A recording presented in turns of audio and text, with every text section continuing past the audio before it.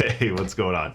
This is part 2 in the series where I kind of walk you through the state of where I'm at in the lip sync prototype, show you behind the scenes what I did in the blueprints, and at least get you to the state that I'm at.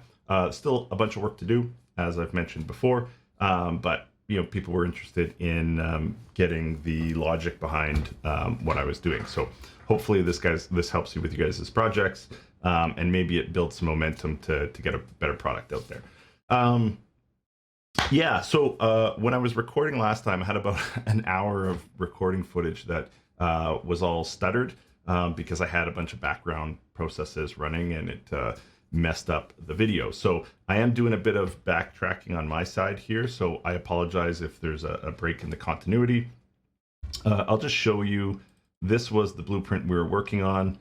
We didn't get very far into it. I mean, I did separately, but you guys haven't seen that. So I thought rather than trying to rewind all this and make sure it was continuous for you guys, I thought I'd just recreate the blueprint and sort of start over from scratch, and sort of start right where I had left off in the previous video. I think it makes it cleaner. So the only thing different for you guys is that the BP that we had created is face lip sync BP. Mine's gonna be titled a little bit different because I'm gonna leave this as is for reference, and I'm going to create a brand new animation blueprint. And so I'm just gonna call this face lip sync BP, and then I'll just call this redo on the end here. So that'll be the only difference between your project and mine, if you followed along from before, is that mine will just be called this little redo thing. So I wanted to call that out in case you're following along closely, and there comes a problem where you're trying to find the same naming convention. Mine will just have a redo on the end. Okay. So with that done, I popped open the blueprint. I'm also going to, just on the bottom left here, double click and open up the animation graph. And essentially where we left off was I had Alt left clicked here, broken off this outgoing pose, and pulled it over to the left side of our blueprint. And then I think that's basically where we left off. And so where I was going with this is essentially all of this code is for setting up the Apple AR kit and the like. So we're actually going to remove all of this, and we'll just store it up at the top. I haven't decided yet, is this something that we're going to reattach in the future? So I don't want to delete it all out. I'm just going to leave it there. And I did want to save us some time of creating an animation blueprint from scratch, and so I'm just going to repurpose what I can. The other thing too here though is that we don't need the live link pose. So I'm also going to scrap that out and pull that up here and store it up here for now too. And basically we'll be left with these three objects. I'm going to flip back to the one that I already created here. The other thing that we're going to need is the modify curve, but I think we can just create a brand new one. So let's do that. We'll add a modify curve in here.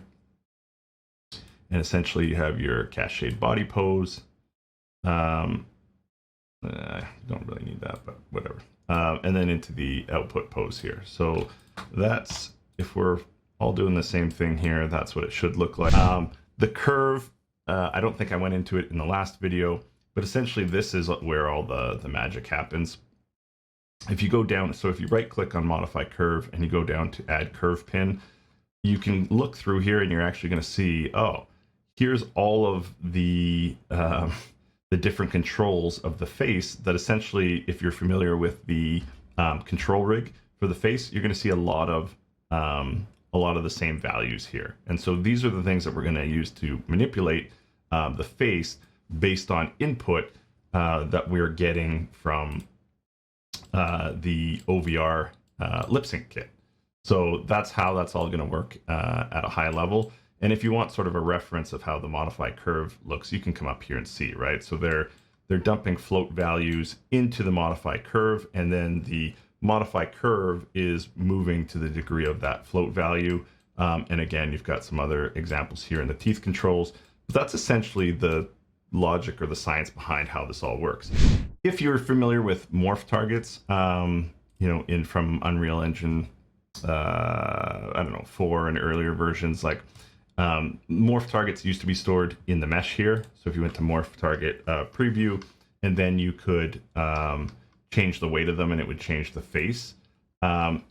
Instead, the way that I sort of do that now is if you go to the animation area and go to the mapping pose, you can find all of these different poses or morph targets, and then you can move the values in there just with your slider, and you can see that it manipulates the face. So that's kind of the same thing, right? So rather than us sliding and actually changing the float number value that's going into the target, we're having that done in the blueprint, right? So we're going to feed in float values into this curve, and then that curve is going to adjust the face accordingly. So I hope that makes sense. I hope that's helpful to people that aren't familiar with that, but that's essentially what we're doing, or at least that's the way that I interpret it in my crazy mind. Okay, so what are we going to do next? Let me think about it. I'm just going to cheat and kind of look at the blueprint that I created. I think,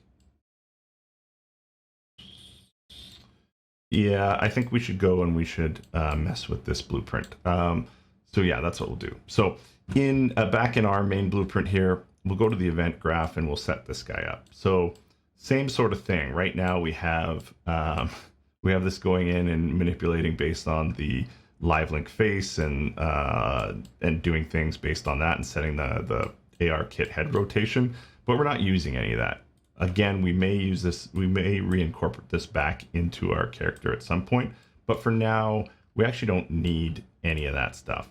So instead, we can actually take this update animation node and we can use this for our purposes. Okay, so starting on the event graph, we removed all that stuff down there. Here's what we want to do. What we're looking to do is we need to reference this OVR sync playback actor. And we need to do that from this blueprint. So we could longer term maybe look at, I don't know if interfaces work between animation blueprints and blueprints, but you know, maybe there's a way to actually reference the actor. But really, we want to call this component from this blueprint. So just keep in mind, I'm not going to optimize code as we're going along. This is really just a proof of concept to get the idea working and show that it can work. We can go back and we can optimize the code later. I want to be quick and iterative here to just really prove out the concept, because if I can't do it, then there's no point spending a whole bunch of time optimizing the code and figuring all that crap out. So I'm just going to use some really simple ways to reference other blueprints and things like that, and just be aware that, yes, I realize things aren't optimized. Sure, share in the comments how you would optimize the code and things like that, but don't flame me and throw me on fire in the comments if I'm doing things this way. It's just that's how I want to do it. Okay, so yeah, so what do we want to do? We want to get actor of class. And so essentially all that we're going to do is we're going to call the blueprint that we created for our metahuman. In my case, if I could type, that is BP lins.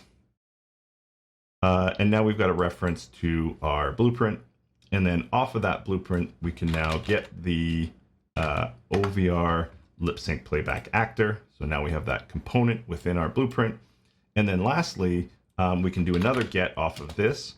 And when I was learning how to do this, like figuring it out, like I'll often just pull off of these nodes and type in get. And then you can kind of see the different variables that you can pull from it. So there's a few things in here. You can get the laughter score, which we may get into later.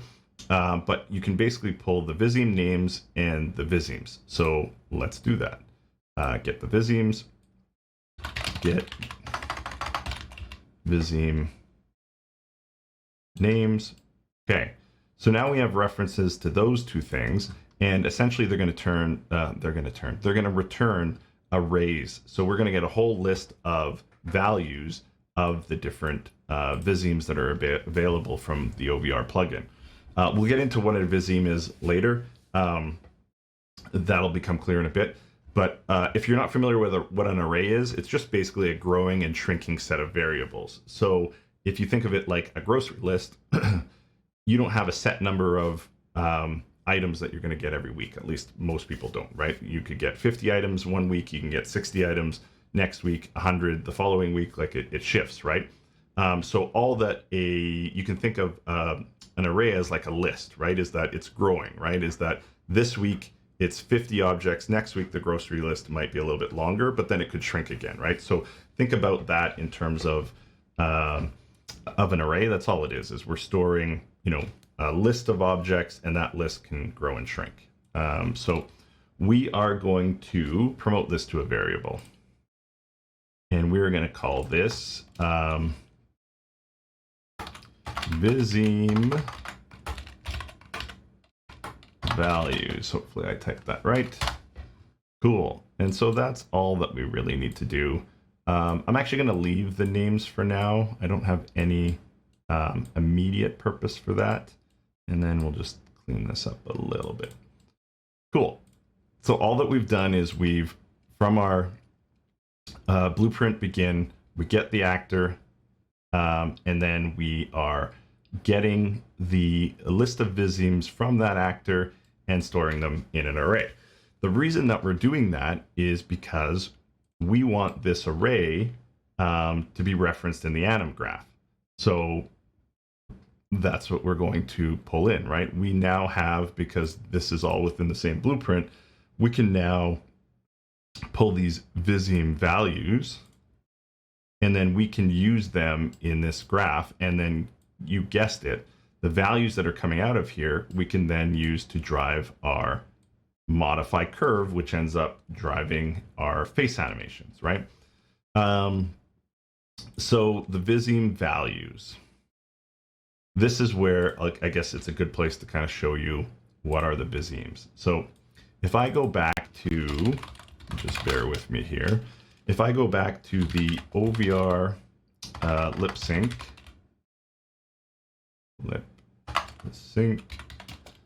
Plugin, Oculus for Unreal Engine. Come on, baby. So if I come in here and I look at these reference images, this is sort of what comes up. So this is essentially a Viseme. It's a correlation between common sounds in the English dialect and how the mouth looks when making those sounds. So there's actually a really helpful chart here where it shows you the Viseme name, and so that would be that pink array of all the Viseme names, and then what they look like on the face. So if it's silent, you can obviously see the faces closed, right? If you go to a PP sound, so put, bat, mat, this is the way that the face is going to construct that, right? Like put, you're pursing your lips, bat, you're pursing your lips, mat. So these things, unless you've sort of seen this or studied this in the past, you probably just don't make that connection. But those are all the same sort of look. So they've already done all the hard work to show make the correlation between a sound that it's hearing in the audio file and how that represents on the face. So that's it. So those are all here's your whole list of Visemes. I think there's 15 of them. And then here's the reference photos for how each one of those should sound. And then there's some example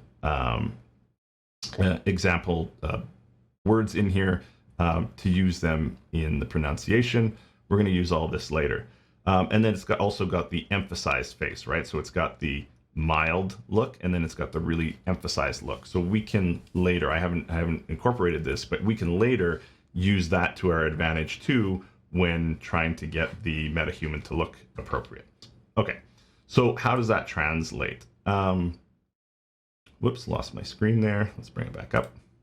How does that translate? We're going to use these two things in conjunction, right? So when we pull off the Viseme value, they've actually done us good, and they've stored this in the same way that they present it in this chart. So we can use that as a reference. So what we're going to do here is we're going to pull off the array, and we're going to do a get and we're going to get a copy. Just for those of you that aren't familiar, a copy is a copy of it. A reference is actually a reference back to the original array. So the real difference there is that if you get a reference, any changes that you make to that reference will be written back to the original. So in our case, we just want a copy of it, and we don't need the reference. And so we're going to do this 15 times. So we're going to build a whole bunch of these. And then for each Viseme, we're going to have the index of the array point to that one. So if you see what I'm doing here, I'll pull this back up. 0 is silence, 1 is PP, 2 is FF, 3 is TH, and so on. So we're going to build all that out. I'll fast forward this part because it's going to be a little tedious building this. The other thing that I'm going to do is, while we build this, I'm going to hit C for comment, and I'm actually going to comment out each section. That way, it'll be easy for us to sort of see what's going on here, right? So, oh, is this mine? Okay, it must have been another version that was up. Phew. Where were we? Oh yeah. So silent. Next is PP.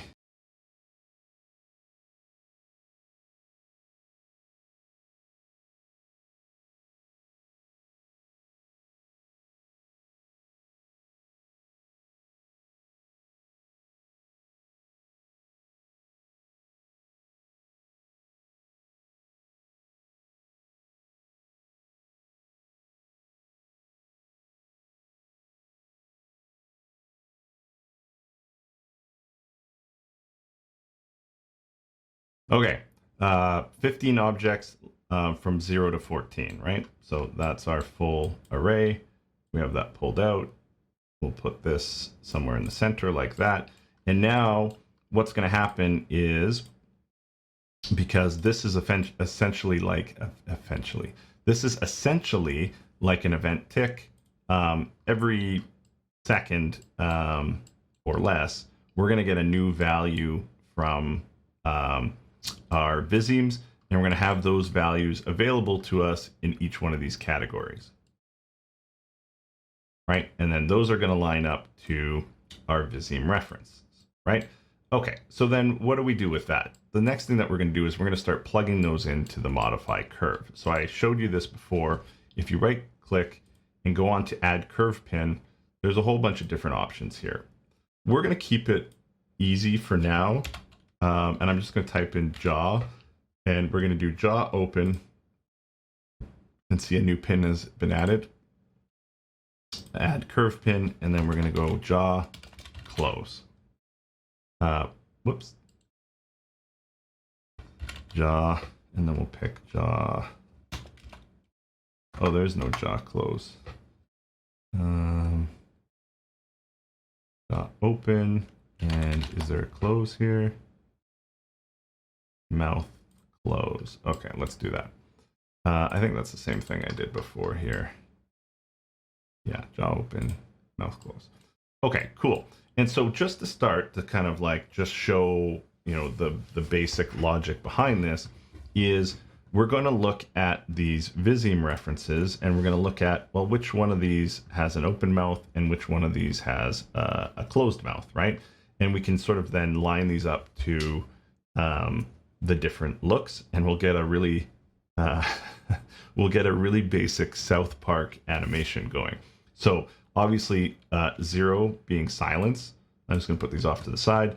We're going to put that as mouth close. The other thing that we can do, actually, and I'll do it now, is we can add up. These are just float values, so we can add them up. So what we can do is we can say float plus float, and then we can put a number of different pins here. So I'm going to do that. I'm going to put these all at, doesn't matter, but I'll put them all at 0. And then we want another one of these. And the reason being is that potentially we could get like 0.1 on RR, but maybe like 0.25 on SS. So we want to stick all of those values together. We don't want to discount one over the other, right? So again, there's some ways to sort of tweak it, but essentially just going on the prototype method, we want to prove that this concept works. So I'm going to put one of these as closed, and then I'm going to put one of these as open. And then anyone that is closed, we're going to tie into the closed function, and then the closed function will go to mouth closed. And anything that is open will tie into the open, and that will ultimately feed into jaw open and dictate how open or closed the mouth is. Okie dokie. So PP is a closed function. So we'll do that. And again, I'm just looking at this chart and just seeing, I mean, FF is arguable. So we'll put it as closed for now. TH is open. So FF closed. TH open. And then, you know, later we'll adjust this so it's not just totally opening the mouth. So there'll be a bit of rework here, but again, baby steps. DD looks to be open, so let's do an open. KK open, so let's put both of those as an open. Okay. CH, I'm going to say is open. S, let's say is open. So CHSN, CHSNR. Let's do all of those. CHSS.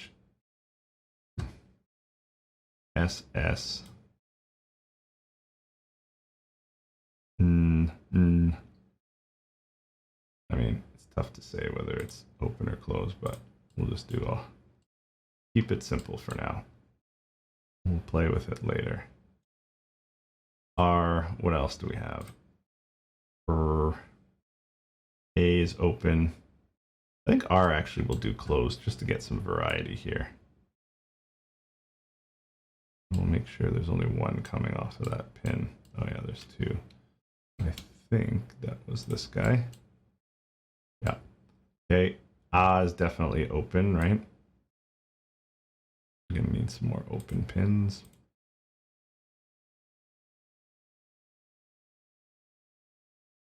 Let's see. E, I, O, U. So let's say these three are open, and then we'll just make U closed. And again, I get that's not 100% accurate, but we're just trying to get some simple animation going on for now. And then we'll fine tune it. O is open, and we'll say U is closed. The guy who in my very first video who said it looks like Southpark, I mean, this is why, is that it's not finished. So give me some latitude here, my people. Okay, cool. So let's test this out now. So if we go to our blueprint, so we drag our metahuman in the scene, we click on our blueprint, we make sure that there is, we close this up, we make sure that there is an audio file attached. So there should be an example one at the top. Drag that in here. And then on the playback actor, make sure that there's frame sequences attached. And then it's going to play this audio. Welcome to the Oculus Lip Sync. Cool. The other thing we need to do is make sure that on our character that we have an animation blueprint selected.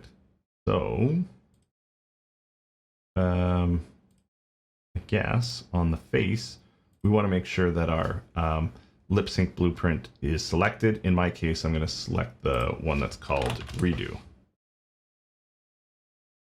There you go. Save that. And when we play... Welcome to the Oculus Lip Sync demo. Oculus Lip Sync is a library that analyzes a user's voice and maps the voice in real time to a set of facial position. Cool.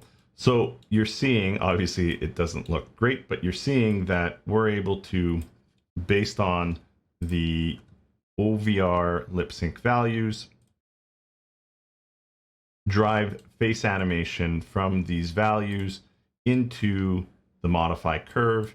And then, you know, obviously there's more open, the ratio of open to closed are higher. And so the result of that is you're going to see the mouth. To the Oculus Lip Sync. You're going to see the mouth open a lot more than you're going to see it closed. Welcome to the Oculus Lip Sync demo. Oculus Lip Sync is a library that analyzes a user's. So the next step is really just finessing that. Now that we've done that sort of proof of concept, the next is finessing the values. So how do we do that? Well, we go back to our chart here, right? So they've basically given you the secret sauce here, right? Is that for each one of those, they kind of show you what the face should look like. You could also, I mean, obviously say these words yourself, right? And see how your mouth looks. And then we can kind of figure out, well, how do we create that same reference on the Metahuman? The problem is that if we test it out this way, like just straight across to this whole sequence, then it's going to be impossible to get it 100% right because there's just too much happening. There's just too much happening in this audio file. There's too much dialogue. How can we tell what word is actually using what Viseme, yada yada yada. So, you know, to kind of just push that point home a little bit further is if I go and say, okay, F needs to have a funnel face and I put it in there, and then we go to test, there's so much dialogue happening and there's so many different values that are going through. How do I catch specifically when she says a word that has F, and how do I know that that's super accurate? So what I thought was a good way to tackle that was to actually just take all of this and record files in here so that we could have a specific Viseme play at one specific time, right? So if I create an audio file and I say PP and then I say, you know, p, b, m, put, bat, mat, within that, I'm testing this specific facial expression. So I can put that on our character, have them play that out, and then I can keep tweaking this particular Viseme until it looks the way that I want it to look, right? So I guess we'll go into how did I do that. I won't spend a ton of time on it, but yeah, let's dive into that. Okay, so for me, I use I like to use free tools. So I use a free tool called Audacity. Pretty simple to use. It is free, of course. You can come and you can download this, get it set up on your machine. It shouldn't be super involved to do that. Link in the description below. Once you have Audacity, then you can fire this guy up. You can, you know, just record away. So if I hit the record button here, record something. Hello, hello, hello, hello. Hit stop. It's now recorded that. And if I play it back, hello, hello, hello, hello. Cool. Then all I would do is I would export this as a wave. Let's test this out. Okay, so let's just throw this on my desktop. We'll call this test, or we'll call this, yeah, test for tutorial. Okay, cool. If I go to my desktop, and I drag that in, let's just see what happens. Did it work?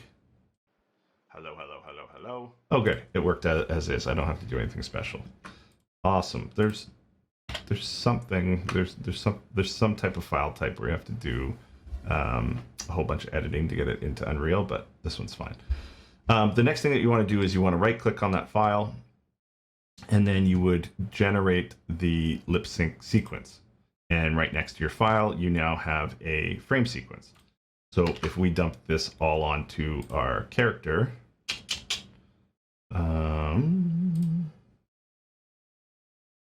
playback actor, put our frame sequence on, and then we, oh, that's the wrong one. Put our frame sequence on, and then we put our audio on. Save that, play it. Hello, hello, hello, hello. Cool. That's not working for our actor. So using that concept, I literally just went through, and you guys will have to do this on your own using Audacity and the method I just showed you. But I just basically went through and I recorded all of these guys. So I just, silence, you don't have to do anything. But the rest of these, I just recorded all of this. And that'll give us sort of some audio to work with. So now I'm going to go to where I have that stored, and I'm going to port it over to this project, and then I'll have a base. You guys will have to create your own. Okay, so that's where we're going to wrap it up for this episode. We'll close this down as part 2, and then I'll immediately start working on part 3, and we'll get that content out to you guys in the next couple days.